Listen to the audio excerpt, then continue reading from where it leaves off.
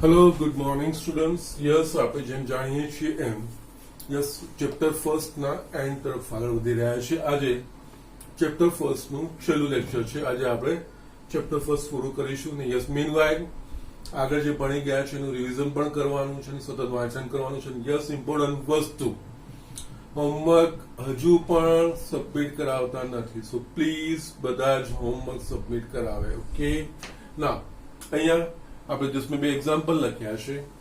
પ્રકરણ સ્વાધ્યાય એકના છે, એક 10મો અને એક 12મો એક્ઝામ્પલ મેં લખ્યો છે. ઓકે, ના આપણે 10મો જોઈએ તો સાબિત કરો કે a છેદ b બરાબર a છેદ c પરથી b બરાબર c કહી શકાય નહીં એવું આપણે બતાવ્યું. એટલે કે આપણે આ વસ્તુ શરતનું પાલન થતું હોય, a અને b નો છેદ અને a અને c નો છેદ સમાન હોય તો b અને c સમાન હોય એવું જરૂરી નથી. એવી વસ્તુ આપણે બતાવવાની છે.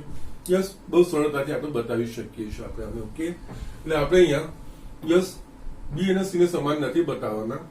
એટલે બી અને સી સમાન ના થાય અને આ બંનેના છેદ સમાન થાય એવા કોઈ ગણો આપણે પસંદ કરીએ.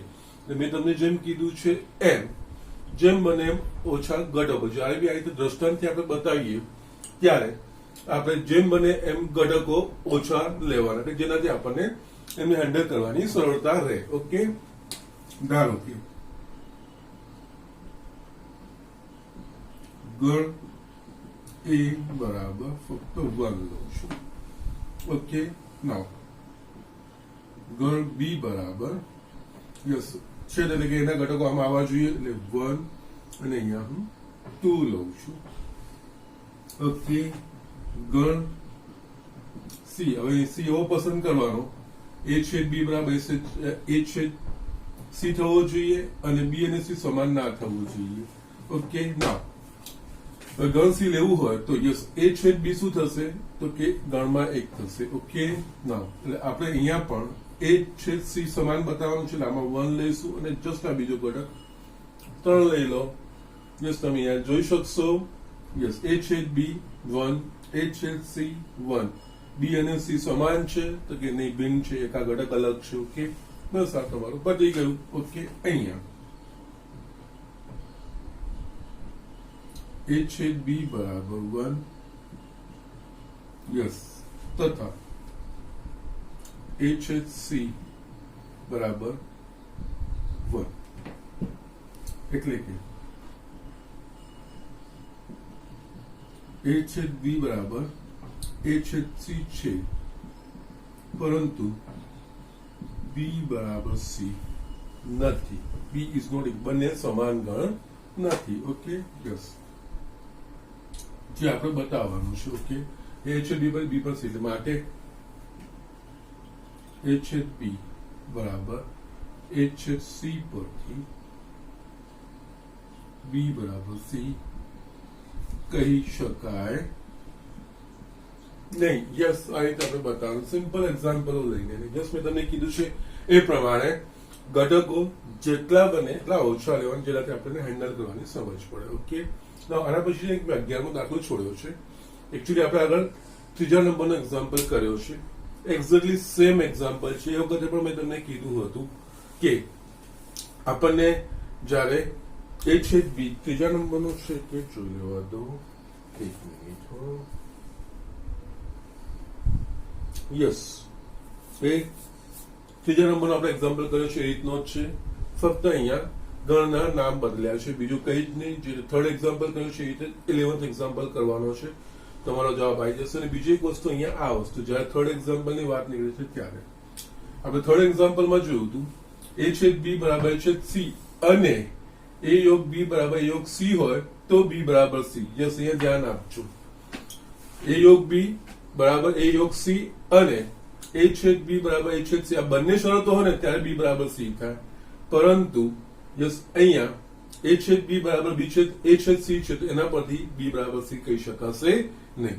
એટલે જસ્ટ નાની નાની વસ્તુઓ છે, સ્લાઇટ ચેન્જ આવે છે, પરિણામોમાં બી ફરક આવે છે, વસ્તુનું આપણે ધ્યાન રાખવાનું છે. ઓકે, નાઉ અહીંયા નેક્સ્ટ આ રીતનો દ્રષ્ટાંતિત બતાવવાનો છે.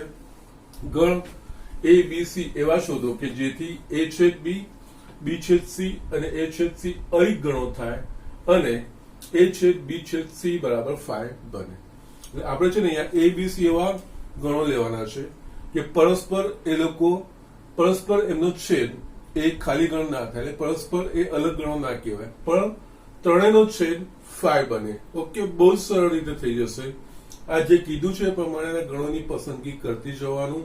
ઓકે, અને ત્રણેયનો જે છેદ છે એ 5 ના થાય એ વસ્તુ ધ્યાન રાખવાનું. ઓકે, સો ત્રણેયનો છેદ 5 થાય અને પરસ્પર બેનો છેદ 5 ના થાય એ વસ્તુનું ધ્યાન રાખવાનું. એટલે અહીંયા આ રીતે ધારો કે a બરાબર 1 2 ગણ a. ઓકે, b બરાબર, હવે a છેદ b 5 ના થવો જોઈએ અને ત્રણેયનો છેદગણ 5 થવો જોઈએ. એટલે અહીંયા શું કરવાનું, બધા જ ઘટકો નહીં લેવાના, આમાંથી અમુક ઘટકો જ લેવાના. અહીંયા આપણે લઈએ 2 3 અને 4 લઉં છું. a છેદ b બરાબર 2 મળશે, એટલે a છેદ b 5 નથી. ઓકે, એટલે અરિતગણ થયો. ઓકે, હવે આપણે જોઈએ c. ઓકે, c માં શું કરવાનું, અહીંયા 1 લઈ લેવાનું, એટલે કે a છેદ b 5 નહીં થાય અને એના સિવાય આ બી 5 ના થવો જોઈએ. તો અહીંયા હું લઈ લઉં છું 3, કારણ કે 2 લેવામાં શું થશે, ત્રણેયમાં બી આવી જશે, ત્રણનો છેદ 5 નહીં થાય. 3 લઈશું તો યસ આ બેનો છેદ આપણને મળશે. ઓકે, હવે અહીંયા આપણે જોઈએ તો a છેદ b આપણને મળશે 2 j 5, ખાલી ગણ નથી કારણ કે એક ઘટક છે. એ જ રીતે અહીંયા જોઈએ b છેદ c, એમાં 3, એ પણ ખાલી ગણ નથી. યસ, a છેદ c, આમાં થશે 1, એ પણ ખાલી ગણ નથી. ત્રણેયમાં કોઈ પણ ઘટક સમાન છે. 1 આમાં છે, આમાં છે, આમાં નથી. 2 આમાં છે, આમાં છે, આમાં નથી. યસ, પતી ગઈ વસ્તુ. ત્રણેયમાં કોઈ બી વસ્તુ નથી. તથા a છે b છે c બરાબર 5. આપણે એવા 3 ગણ શોધવાને કહે છે, એવા 3 ગણ આ હોવા જોઈએ કે a બરાબર 1 2, b બરાબર 2 3 4 અને c બરાબર 1 3 હોય.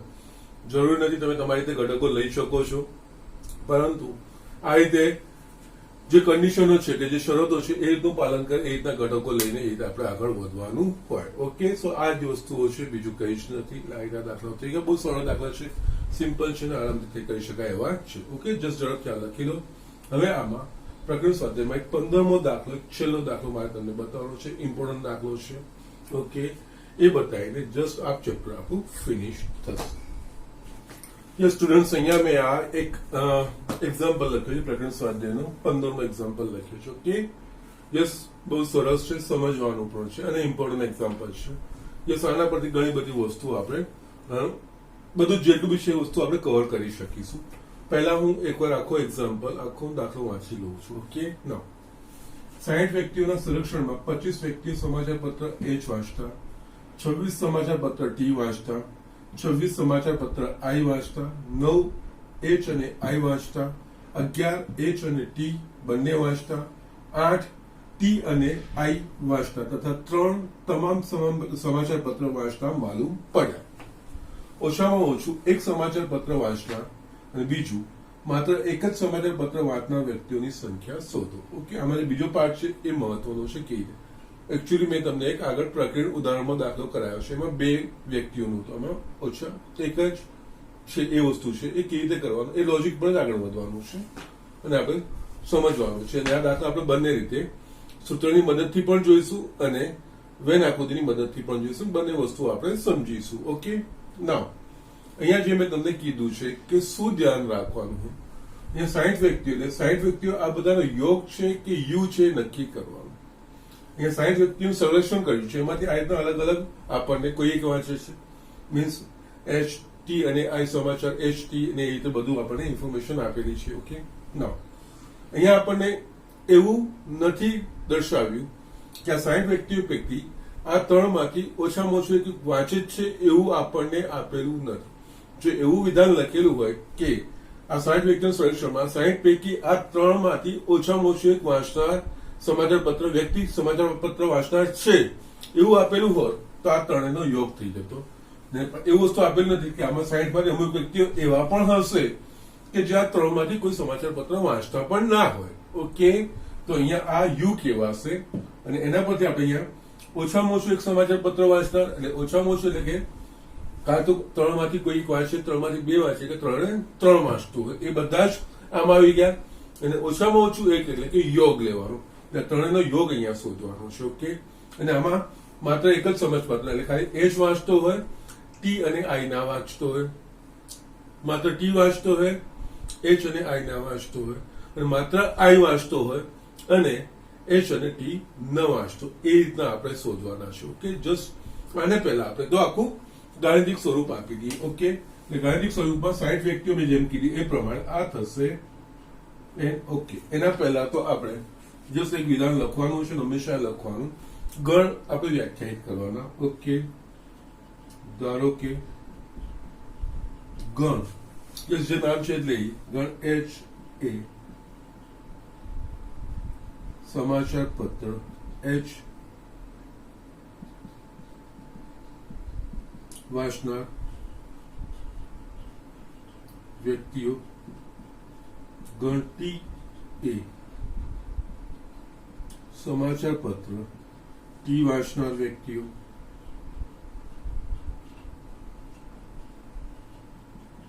અને ગણ આઈ એ સમાચાર પત્ર આઈ વાંચનાર વ્યક્તિઓનું ગણ. ઓકે, ના હવે આપણે બધી જ વસ્તુઓ એના સાંકેતિક રીતે લખીએ. અહીંયા 60 વ્યક્તિઓનું સોલ્યુશન છે, મેં તમને પહેલા જ ક્લિયર કર્યું છે. n of u is equals two 60 આપેલું છે. 25 વ્યક્તિઓ સમાચાર પત્ર એચ વાંચે છે, એનો ગણ છે એચ, એટલે કે ગણ એચ માં ઘટકોની સંખ્યા n ઓફ h બરાબર 25 થશે. ઓકે, 26 સમાચાર પત્ર ટી વાંચે છે, એટલે અહીંયા ટી એનો ટી ગણ છે, એટલે કે અહીંયા ટી સમાચાર પત્ર વાંચતા વ્યક્તિઓની સંખ્યા એટલે કે 26 એ ગણમાં ઘટકોની સંખ્યા 26. આઈ વાંચનાર પણ 26 છે, એટલે કે n ઓફ આઈ પણ 26 થશે. હવે 9 એચ અને આઈ વાંચતા એટલે એચ અને આઈ અને એ છેદનું સૂચન કરે અને અથવા એ યોગનું, એટલે કે એચ અને આઈ એટલે કે આ બંનેનો છેદ. એચ પણ વાંચતા અને આઈ પણ વાંચતા, એટલે કે n ઓફ એચ છેદ આઈ બરાબર 9. 11 એચ અને ટી આ જ રીતે n ઓફ એચ છેદ ટી બરાબર 11. એના પછી 8 એ ટી અને આઈ એટલે કે n ઓફ ટી છેદ આઈ બરાબર 8. ત્રણ તમામ એટલે કે એચ પણ, ટી પણ અને આઈ પણ, એટલે આ ત્રણેયનો છેદ કરો એટલે n ઓફ h છેદ ટી છેદ આઈ બરાબર 3. આ વસ્તુ આપણને આપી છે. ઓકે, ના હવે જે આપણે શોધવાની છે એ માહિતી માત્ર એક ઓછામાં ઓછું એક સમાચાર પત્ર વાંચનાર એટલે કે ઓછામાં ઓછું એક વાંચનાર એટલે કે ત્રણમાંથી ઓછામાં ઓછું એક વાંચી શકે, 2 3 એટલે કે આ ત્રણેયનો અને ઓછામાં ઓછા એવું આપેલું એટલે યોગ થાય. એટલે આ ત્રણેયનો યોગ શોધવાનો છે.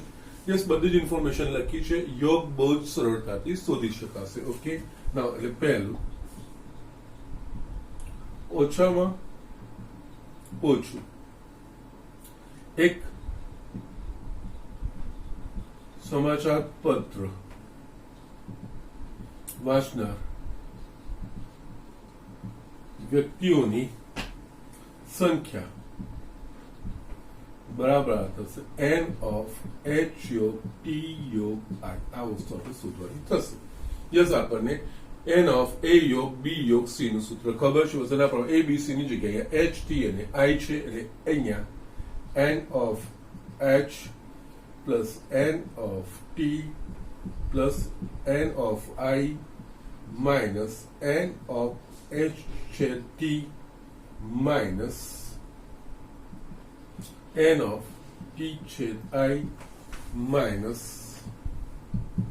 n ઓફ h છેદ i plus n of h છેદ t છેદ i.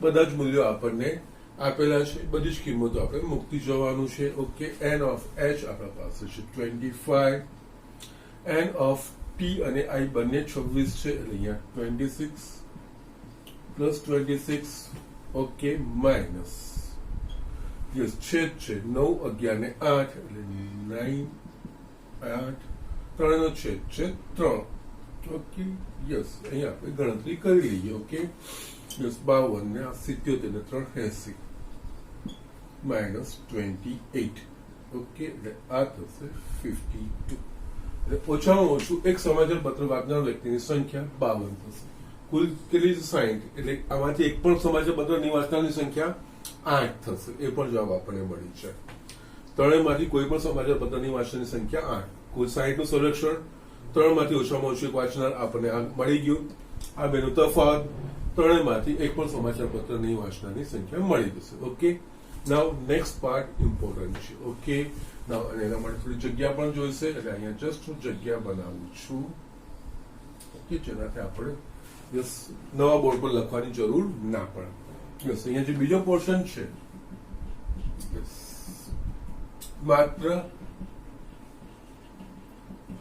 એક જ સમાચાર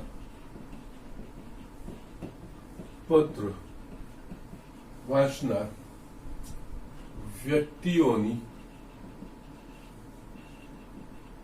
સંખ્યા આનો અર્થ શું થશે કાં તો ફક્ત એચ વાંચતો હોય કાં તો ફક્ત ટી વાંચતો હોય અને કાં તો ફક્ત આઈ વાંચતો હોય ઓકે આનો અર્થ આ રીતે લખાય એન ઓફ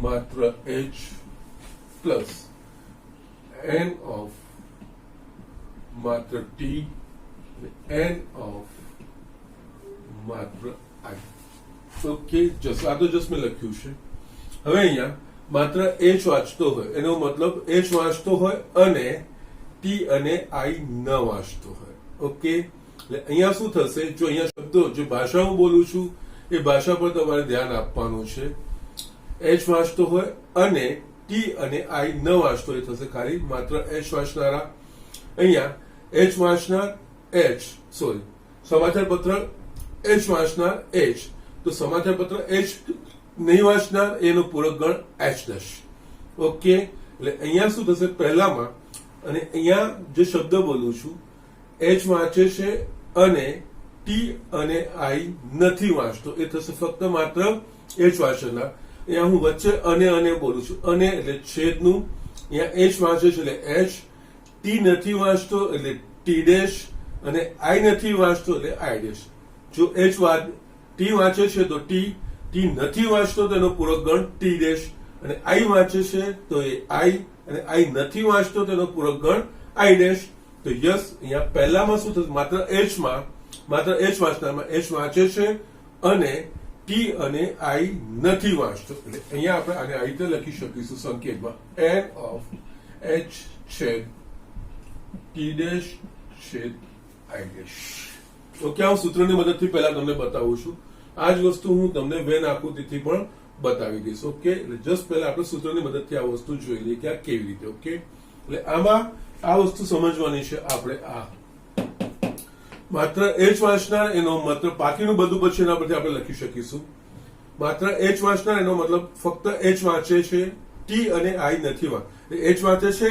અને ટી અને આઈ નથી વાંચતા ઓકે એચ અને એટલે છેદ ટી નથી વાંચતો એટલે ટી ડેશ અને એટલે છેદ આઈ નથી વાંચતો એટલે આઈ ડેશ આ રીતે લખાશે સેમ મેં બીજામાં માત્ર ટી એટલે કે ટી વાંચે છે અને એચ અને આઈ નથી વાંચતો તો એનામાં આપણે લખીશું પ્લસ એન ઓફ ટી વાંચે છે અને H dash I dash yes H અને આઈ નથી વાંચતો એટલે એ જ રીતે થર્ડ એન ઓફ માત્ર આઈ વાંચે છે એટલે આઈ વાંચે છે અને એચ અને ટી નથી વાંચતો તો અહીંયા આઈ છે એચ ડેશ છે ટી ડેશ ઓકે નો હજુ પણ આને આપણે જે સૂત્રો ભણ્યા છીએ એનામાં તાળવું પડશે તો અહીંયા તમે એકચ્યુઅલી આ બેને જે ડેશ વાળા છે ને આપણે આ રીતે લખી શકીશું એન ઓફ એચ છે અહીંયા કૌંસમાં ટી ડેશ છે આઈ ડેશ ઓકે એચ વાંચનાર અને ટી અને આઈ નહીં વાંચનાર ઓકે એ જ રીતે બાકીનામાં પણ એન ઓફ ટી છે H dash I dash plus n of I છેદ H dash T dash. Yes, આ આપણે મેં કૌંસ બનાવીને અલગ કર્યા. ઓકે, નાવ અહીંયા હજુ પણ આપણને આ બધી વસ્તુઓ તો નથી જ મળી. અહીંયા આપણે જોઈએ તો ટી ડેશ છેદ આઈ ડેશ, તો અહીંયા આપણે યસ ડી મોર્ગનનો નિયમ એચ ટી ડેશ છેદ આઈ ડેશ એટલે ટી યોગ આઈ ડેશ એ લખાય ટી ડેશ છેદ આઈ ડેશ. એટલે આની જગ્યાએ આપણે આ રીતે લખી શકીએ એન ઓફ એચ છેદ ટી યોગ આઈ ડેશ. આ વસ્તુ આપણે લખી શકીશું. ઓકે, ડી મોર્ગનનો નિયમ આપણે ભણ્યા છે. એ યોગ બી આખાનો ડેશ બરાબર એ ડેશ છેદ બી ડેશ. એટલે અહીંયા આનો ટી ડેશ છેદ આઈ ડેશ આપે એટલે આનો યોગનો આખાનો ડેશ એ રીતે થશે. એ રીતે બાકીનામાં પણ બીજામાં લખી શકીશું એન ઓફ ટી છેદ એચ યોગ આઈ આખાનો dash plus n of I છેદ એચ યોગ ટી આખાનો ડેશ. ઓકે, આ લખું છું અહીંયા એ યોગ B dash is equals to A dash છેદ બી ડેશ. ઓકે, એ વસ્તુ પ્રમાણે અહીંયા લખ્યું છે આપણે. ઓકે, નાવ નેક્સ્ટ આપણે જોઈ લઈએ. હવે આ વસ્તુ આવી ક્યાંક તમે જોઈ છે, જે મેં સૂત્રો લખાયા છે એમાં ક્યાંક તમે આ વસ્તુનું ધ્યાન આપ્યું છે. એના માટે હું અહીંયા જો સાઈડમાં લખું તો યસ, તમે આ રીતનું સૂત્ર જોયું છે એન ઓફ એ છેદ બી ડેશ. આવું સરે ક્યાંક લખાવડાયું છે એન ઓફ એ છેદ બી ડેશ લખીશું. એમાં હોય પરંતુ બીમાં ન હોય. અને એન ઓફ એ માઇનસ બી પણ લખી શકીએ છીએ આપણે. ઓકે, અને આ રીતે પણ લખાય n of A minus B. Yes, આ બે સંકેતો સરે લખ્યા છે. ઓકે, તો અહીંયા જોઈએ તો આ કમ્પેર કરીએ તો યસ એ ની જગ્યાએ એચ, બી ની જગ્યાએ ટી યોગ આઈ આવે. ઓકે, નાવ આનું સૂત્ર આપણે શું લખતા હતા તો n of A minus n of A છેદ બી. આ વસ્તુ આપણે લખતા હતા. બસ સર તમને આ તારવીને આ સૂત્ર તમને બતાવ્યું છે. ઓકે, એના પ્રમાણે આપણે આ વસ્તુ જોઈએ તો આ પહેલા માટે એચ છેદ ટી યોગ આઈ આખાનો ડેશ. તમે આને સૂત્રને કમ્પેર કરશો એ છેદ બી ડેશ સાથે તો એની જગ્યાએ એચ છે તો આનું લખાશે આપણા પાસે એન ઓફ એચ માઇનસ બીજામાં શું છે આ બંનેનો છેદ. આમાંથી ડેશ દૂર થઈ જાય ને આ બંનેનો છેદ, આમાંથી આ ડેશ દૂર થઈ જશે ને આ બંનેનો છેદ. એટલે કે એન ઓફ એચ છેદ ટી યુ યોગ આઈ. આ પહેલાનું મેં લખ્યું છે. યસ, પહેલાનું સમજી લો, બાકીનું બધું જ બાકીના બેમાં એ જ વસ્તુ આપણે ફોલો કરવાની છે અને જે નામ છે પ્રમાણે લખતું જવાનું છે. આપણે એન ઓફ એ છેદ બી ડેશ જોયું હતું. એન ઓફ એ છેદ બી ડેશ બીજું કઈ નહીં, n of A minus B, n of A minus B, n of A minus n of A છેદ બી. એટલે આના પરથી મારે આ વસ્તુ લખવી હોય તો યસ, આ જે પહેલો છે એનો ગણના ઘટકો માઇનસ આમાંથી આપણે આનો પૂરક ગણ લઈને આ બંનેનો છેદ ગણ. એટલે આનો પૂરક ગણ એટલે કે ટી યોગ આઈ અને આ બંનેનો છેદ ગણ. આ વસ્તુ મેં લખી છે. નેક્સ્ટ બીજામાં પણ આપણે એ જ વસ્તુ લખી શકીશું. આના માટે હવે ડાયરેક્ટ લખી શકીશું n of T minus n of T છેદ એચ યોગ I plus n of I minus n of T છેદ એચ યોગ.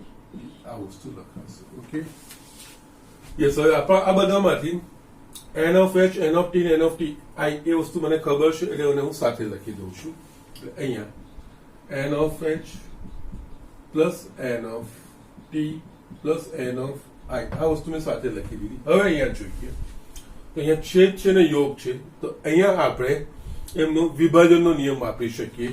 એચ છેદ ટી યોગ આઈ એટલે એચ છેદ ટી યોગ એચ છેદ આઈ એવું લખાશે. એટલે જસ્ટ પહેલામાં માઇનસ એન ઓફ એચ છેદ ટી યોગ એચ છેદ આઈ માઇનસ એન ઓફ આમાં પણ એ જ વસ્તુ થશે ટી છેદ એચ યોગ ટી છેદ I minus n of T છેદ એચ યોગ ટી છેદ આઈ.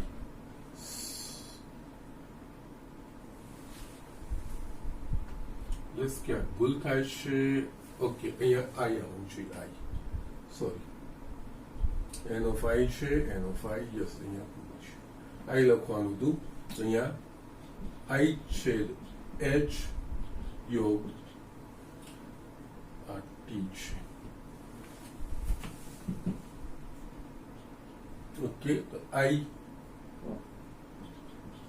છેદ આ વસ્તુ આપણે ઓકે નાઉ સ્ટીલ હજુ પણ આપણા પાસે બાકી રહે છે હવે આ બંનેનો યોગ છે તો આપણને ખબર છે એન ઓફ એ યોગ બી બરાબર n of A plus n of B minus n of A છેદ બી તો યસ આને તમે એ સમજો અને આને બી સમજો એના પ્રમાણે લખશો તો અહીંયા n of H plus n of T plus n of I minus yes A યોગ બી ની ફોર્મ્યુલા એન ઓફ એ યોગ બી બરાબર એન ઓફ એ યસ આ આખો એ થશે અને આખો બી થશે એટલે અહીંયા થશે એન ઓફ એચ છેદ P T plus n of H છેદ આઈ માઇનસ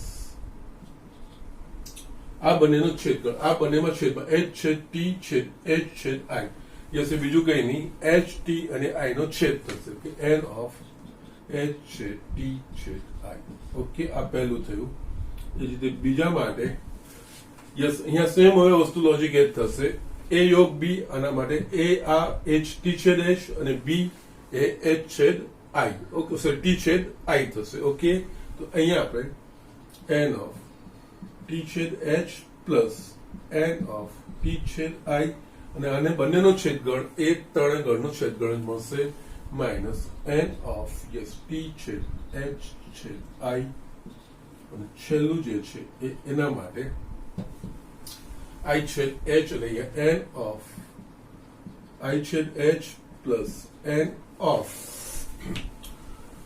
આઈ છેદ ટી માઇનસ આ બંનેનો છેદ એન ઓફ આઈ છેદ એચ છેદ ટી આ વસ્તુ લખાશે ઓકે નાઉ જસ્ટ થોડો સૂત્રની રીતે મોટો થશે અને આ જ વસ્તુ હું તમને વેન આકૃતિ બતાવીશ એકદમ સરળ રીતે થઈ જશે પણ જસ્ટ સૂત્રની રીતે જોવું પણ જરૂરી છે ઘણી વાર આપણને બીજું કોઈ સિચ્યુએશન પૂછીએ તો આપણે એ પ્રમાણે આપણે દાખલો આગળ વધારી શકીએ અહીંયા આપણે જોઈએ તો યસ હવે આપણે બધું જ છૂટું કરીએ તો n of H plus n of T અને જેટલું બી હવે લખ્યું છે બધાની જ ઇન્ફોર્મેશન અહીં આપેલી છે આપણો જવાબ મળી જશે n of H n of T plus n of I yes આ કૌંસને છૂટા કરીશું તો અહીંયા માઇનસ એન ઓફ એચ છેદ T minus n of h shed I minus minus plus n of h shed t shed I minus n of t shed h minus n of t shed I minus minus plus n of h shed t shed I minus n of I shed h minus n of I छेद t plus n of h छेद t छेद I આ વસ્તુ આપણને મળશે okay હવે આમાં અમુક ઘટકો સમાન છે આપણે જોઈશું તો અહીંયા છેલ્લે n of h plus n of t plus n of I અહીંયા આપણે જોઈએ તો h છેદ t ને t છેદ h યસ બંને સમાન કેવા હશે આ થશે -2 n of h છેદ t એ જ રીતે અહીંયા h છેદ I અને I છેદ h યસ આ બે સમાન યસ છેદ એ ક્રમના નિયમનું પાલન કરે છે તમે h છેદ I લખો કે I છેદ h લખો બંને સમાન જ કેવા હશે એટલે આ બે વસ્તુઓ આપણે જોઈશું તો આ બે વસ્તુ તો -2 n of h છેદ I આ છેલ્લે રહેવા દેશું આ 3 વખત આવે છે આના પહેલા આપણે જોઈ લઈશું આ t છેદ I ને I છેદ t યસ આ પણ થશે -2 n of t છેદ I પ્લસ બાકી મારા પાસે હવે રહેશે h છેદ t છેદ I એ 3 વખત રહેશે એટલે અહીંયા 3 n of h છેદ t છેદ I આ વસ્તુ લખાશે યસ હવે બધી સંખ્યાઓ મૂકી દેવાની છે આપણા પાસે બધી સંખ્યાઓ છે n of h બરાબર 25 n of t બરાબર 26 n of I 26 minus 2 into n of h છેદ t, h છેદ t એટલે આપણા પાસે છે 11 માઇનસ 2 h છેદ i એ આપણા પાસે છે 9 માઇનસ 2 t છેદ i મારા પાસે છે 8 પ્લસ 3 આ ત્રણેયનો છેદગણ 3 છે.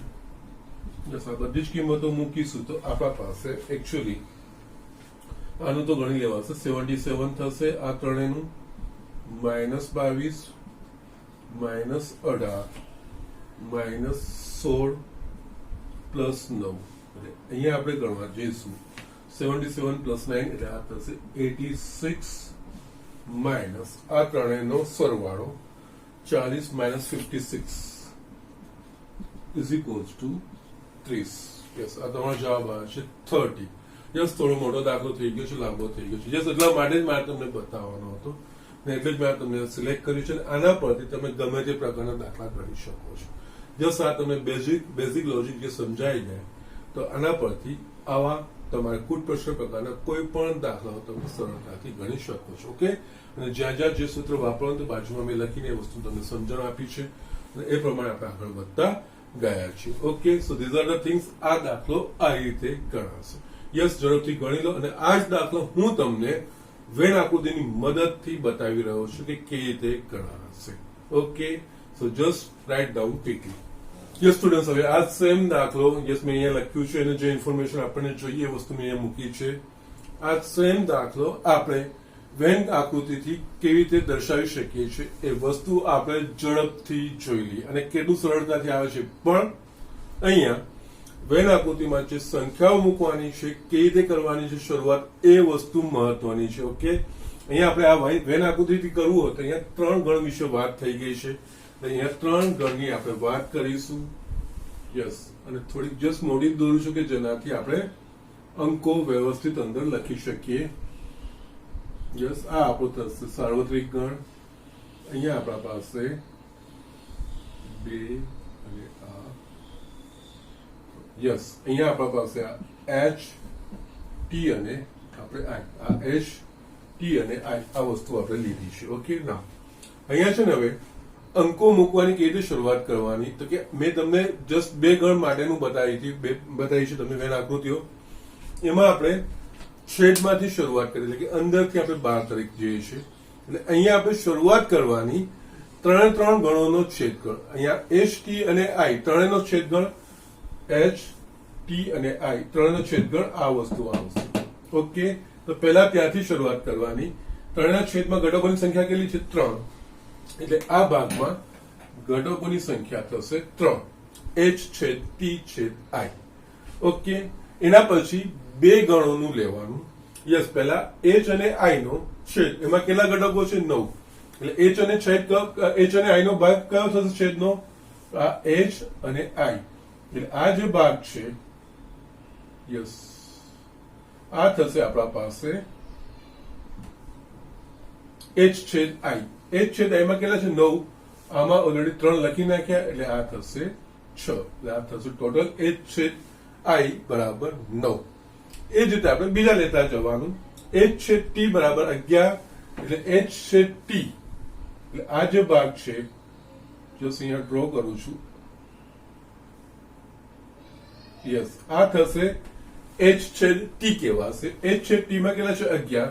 h છેદ t માં ઓલરેડી 3 તો લખેલા છે, બાકી કેટલા રહ્યા? 8. એટલે આ 11 થઈ જશે. ઓકે, એ જ રીતે છેલ્લું t છેદ i બરાબર 8. એટલે t છેદ i એટલે ભાગ થશે આટલો. ઓકે, એમાં કેટલા છે? 8. એમાંથી 3 આવી ગયા છે, બાકીના રહેશે 5. ઓકે, 3 નો છેદ 2 નો છેદ. હવે 1 પર આવી જવાનું. h માં ઘટકોની સંખ્યા કેટલી છે? 25. આખો ભાગ છે એ h. એમાં ઘટકોની સંખ્યા 25. એટલે એમાંથી ઓલરેડી આપણે 8 ને 6 14 ને 3 17 તો આપણે લખી દીધા છે.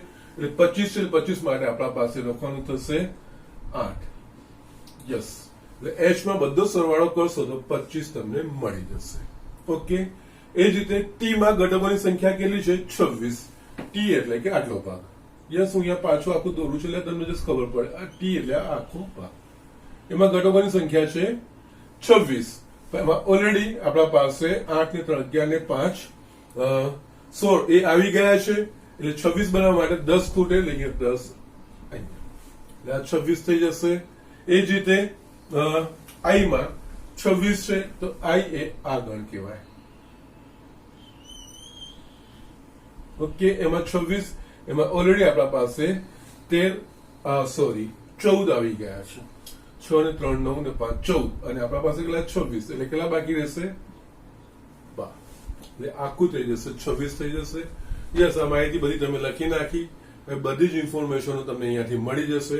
અહીંયા જેટલા બી અંકો દેખાય છે એટલે એચ ટી અને આઈ માં એ બધા જ અંકોનો સરવાળો કરશો તો એ તમારો થઈ જશે n ઓફ h યોગ t યોગ i. આ બધા જ અંકો એટલે જસ્ટ તમે જો અહીંયા લખવું હશે તો જસ્ટ પહેલો n ઓફ h યોગ t યોગ i. આ જેટલા અંકો દેખાય છે બધા h 8 વત્તા 8 વત્તા 10 6 3 5 6 પ્લસ 3 પ્લસ 5 પ્લસ 12. યસ આ બધાનો સરવાળો કરો. યસ 26 32 35 40 ને 12 52 જે આપણે આગળ જવાબ લાવ્યા છે એ મળી ગયો. યસ માત્ર એક જ એટલે કે સેકન્ડ જે આપણે હતું યસ n ઓફ h માત્ર પ્લસ n ઓફ t માત્ર પ્લસ n ઓફ i માત્ર. ઓકે એના માટે તમે અહીંયા જોશો તો યસ આ જે છે 8 એ ફક્ત h માં જ છે બીજા કોના સાથે જોડાયેલ ફક્ત h વાંચવા વાળા 8 ફક્ત t વાંચવા વાળા 10 અને ફક્ત i વાંચવા વાળા 12 જસ્ટ 8 વત્તા 10 વત્તા 12 ઇઝ ઇક્વલ્સ ટુ 30. યસ આ તમારો જવાબ આવી ગયો. Okay so these are the things. અને બીજું આ 52 છે અહીંયા આમાં કેટલા છે 60 ઘટકો છે એટલે બાકી કેટલા રહ્યા 60 અને આ 52 એટલે બાકીના 8 અહીંયા આવી છે. આના પરથી તમને કેટલી બધી ઇન્ફોર્મેશન મળી શકે છે જસ્ટ તમે આપણે ઓબ્ઝર્વ કરો. યસ ઓછામાં ઓછું એક વાંચનારા મળી ગયા. યસ અહીંયા માત્ર એક જ એ વાંચનારા બી મળી ગયા. ત્રણેયમાંથી એક પણ નહીં વાંચનારા તો કે 8 બરાબર 2 વાંચનારા. બરાબર 2 વાંચનારા મતલબ h અને t વાંચે અને i ના વાંચે, t અને i વાંચે h ના વાંચે, h અને i વાંચે t ના વાંચે. એ આવ્યું 8. h અને t i વાળું મેં બહાર કાઢી નાખ્યું. આ 3 i માં પણ આવી જાય. ફક્ત h અને t વાળા 8, t અને i વાળા 5, h અને ફક્ત 2 થી વધારે નહીં. એટલે અહીંયા બરાબર 2 વાંચનારા એટલે બરાબર 2 એટલે કોઈ પણ 2 3 વાળા નહીં કે 3 માંથી એક વાંચે છે કે એ વસ્તુ નથી કે 3 વાંચે છે નહીં. બરાબર 2 જ એનાથી વધારે નહીં. એ આ થશે 8 5 અને 6. 8 એ h અને t જ વાંચે છે, i નથી વાંચતા. 5 એ t અને i વાંચે છે, h નથી વાંચતા. 6 એ h અને i વાંચે છે, t નથી વાંચતા. એ થશે 14 ને 5 19. એ રીતે આપણે તમે જસ્ટ આવી ઘણી બધી ઇન્ફોર્મેશનો તમે અહીંયા મેળવી શકો છો. ઓકે આ તો જસ્ટ જે પૂછ્યું છે એટલું જ આપણે લખ્યું છે. પણ આના સિવાય જે મેં અત્યાર સુધી તમને અત્યારે જે એક્સપ્લેનેશન આપ્યું એના પ્રમાણે આ વેન આકૃતિ પરથી તમે ઘણી બધી આવી ઇન્ફોર્મેશનો મેળવી શકો છો. ઓકે એટલે વેન આકૃતિ એ રીતે બહુ જ ઇમ્પોર્ટન્ટ છે અને એ રીતે અમે દાખલો તમને સમજાવશો. ઓકે અને કમ્પેરેટિવ ખૂબ જ ઇઝી થઈ જાય છે આ દાખલો. ઓકે જે રીતે પહેલા ગણતરી આપણે લાંબીઓ કરી આવી કોઈ લાંબી કરવાની તો અહીંયા વેન આકૃતિમાં ઘટકો કેવી રીતે લખવાના, સંખ્યાઓ કેવી રીતે લખવાના એ બહુ મહત્વનું છે. એમાં આપણે અંદરથી બહારની તરફ એટલે કે જો 3 ગણોની વેન આકૃતિ દોરવાની હોય તો 3 ના છેદ ગણ પછી ચાલુ કરવાનું. કેટલા ઘટકો છે એના પછી 2 ગણના ઘટકો છેદ ગણ એના પરથી સાબિત કરવાનું બતાવવાનું. પછી એક ગણના ઘટકો એના પરથી લખવાનું. બધી જ ઇન્ફોર્મેશન તમને મળી જશે. ઓકે અહીંયા જસ્ટ એને વાંચતા આવડવી જોઈએ બીજું કઈ જ નથી. આનો અર્થ શું થાય તો કે 8 એ h અને t વાંચે છે, i નથી વાંચતા. 6 એ h અને i વાંચે છે, t નથી વાંચતા. 5 એ t અને i વાંચે છે, h નથી વાંચતા. આ 3 વાંચે છે.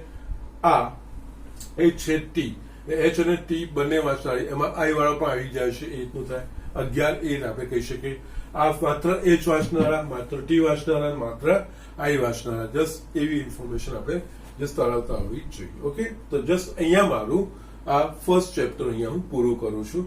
બાકીના જે 1-2 દાખલા આપણે જેટલા ગણાયા છે એના પરથી જ ગણવાના છે. કોઈ નવી વસ્તુ નથી, કોઈ એડિશનલ વસ્તુ નથી. જેટલા મેં ગણાવી લીધા છે એ રીતના દાખલાઓ કરવાના છે. આજે આપણે શરૂઆત કરી હતી 10મા દાખલાથી. તો તમારે 10 થી 16 સુધીના હોમવર્ક છે. ઓકે, આજનું હોમવર્ક અહીંયા હું લખું છું. હોમવર્ક સ્વાધ્યાય 1, એક્ઝામ્પલ 10 થી 16. યસ, આ તમારે કમ્પલસરી કરીને બતાવવાનું છે. ઓકે, નેક્સ્ટ લેક્ચર થી આપણે બીજું ચેપ્ટર સંબંધ અને વિધેય એ આપણે શરૂઆત કરીશું. સંબંધ અને વિધેય બીજું કઈ રીતે આપણે આજે ગણ ભણ્યા છે એનું એક્સટેન્શન છે, એનું આપણે જસ્ટ આગળ ભણીને આપણે પછી સંબંધ અને વિધેય વિશે જોવાનું છે. સંબંધ અને વિષય ખૂબ જ વિધેય મહત્વનો કન્સેપ્ટ છે. ઓકે, અને આપણે એનો થોડોક રેફરન્સ આપણે ત્રિકોણમિતિય વિધેયો છે એમાં વિધેય શબ્દ વાપરતા હતા ત્યારે પ્રદેશ અને વિસ્તાર એ વસ્તુ મેં તમને સમજાવી હતી. યસ, એ વસ્તુ આપણે બધું ડિટેલમાં આપણે સંબંધ અને વિધેયમાં જોઈશું. ઓકે, અને આમાં પણ સંબંધ અને વિધેયની પ્રાથમિક જે માહિતી છે એ આપણે 11માં મેળવવાની છે. પછી આ સેમ ચેપ્ટર આપણે 12માં બી આવે છે જેમાં આપણાથી આગળ વધવાનું છે. ઓકે, એટલે એ દ્રષ્ટિએ પણ આ ચેપ્ટર નેક્સ્ટ ચેપ્ટર એ તમને મહત્વનું રહેશે અને બેઝ એનો આના પરથી શરૂઆત થશે. ઓકે, એ આપણે નેક્સ્ટ ચેપ્ટરમાં ચાલુ કરીશું. પણ મીન વાય પહેલું ચેપ્ટર બરોબર આવડવું જોઈએ. સરળ છે, કોઈ અઘરું નથી. ઓકે, તો જસ્ટ એ મને બધું જ હોમવર્ક કરીને બતાવજો. હવે આપણે નેક્સ્ટ લેક્ચરમાં મળીશું. ઓકે.